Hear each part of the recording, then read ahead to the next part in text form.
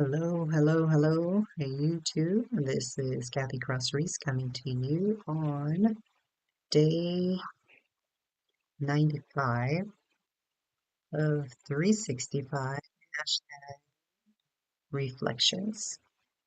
We get to reflect on the day, and today starts the way every day starts. For me, is with communion. So I want to invite those who are not aware that there is communion on social media. Not that well, there's probably communion on every social media platform, but the one that I'm participating in is on Clubhouse, and we do that. I'm in the Pacific time zone, so we do it at 3 a.m. Now, I know that's early, but it's worth it. And today being Saturday, I went right from communion into this room called the Dream Room. Now, the Dream Room is a room where there's dream interpretation. So I get to either be in the room as a listener and provide any insights that I might get while the moderators are speaking, or sometimes I get called up to assist in moderating. So I'm really learning to really hear Holy Spirit in dream interpretation. It's much like prophesying, which all this is really stretching me because this is really something I hadn't, in my past walk hadn't done.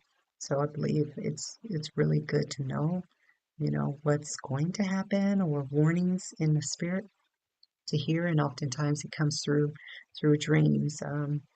And today I got to help a good friend of mine, Dr. Smile, launch her first masterclass online. That was a joy. So I got to help her with that. And I'm excited for what is, to come with her Girl Smile 365 program that she has coming up. People who were present um, didn't get to hear the full impact of her story because of time permitted, but she plans to share that out for people to hear. So I'm excited for her in that endeavor. And let's see what else. I want to share some insights from Proverbs 5, which is interesting. It talks about the immoral woman, talks about adultery, stay away from her house. Yeah. Being in real estate is interesting because there's houses that people won't tell you that those are houses you need to stay away from, right? And so in real estate, I think it's important to find out where you're living. I have this couple I'm working with now. They just made an offer on a home. We're pending. They're doing their due diligence. And they had been looking in different areas. They looked in Mason County, Pierce County, Thurston County. Trying to think, we may have, no, we didn't go to Lewis County, but we looked in those three different counties. And one comment or one question that was asked is, do you know about this neighborhood? And my answer is usually no, because I don't know about every neighborhood. And sometimes when people ask that question, what do you know about the neighborhood? They're really asking you, is it safe here? And people like me live here? Because for those who are not of color, you may not be aware that there are certain places that you might not be welcome. And you might not know that at first glance. Everything just looks normal.